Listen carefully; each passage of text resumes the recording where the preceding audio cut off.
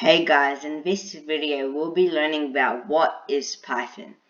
So since we're learning about Python, it's probably best to know the definition of it first. Definition. Python definition: an advanced level multi-purpose programming language. Python. So this is some information about Python. Python is an easy to learn programming language. It is the most popular language in the world. Python is used for software development. It can also be used as a support language for software developers. It would be a great first programming language to learn.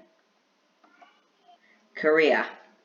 So these are some jobs you can get once learning Python. Once learning Python, you can apply for many types of jobs.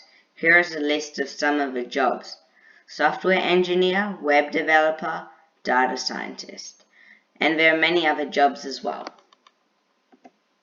Who made it and when? Python was released in 1991.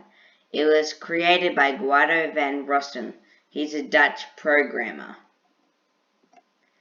Thank you for watching. Please like and subscribe to us if you haven't.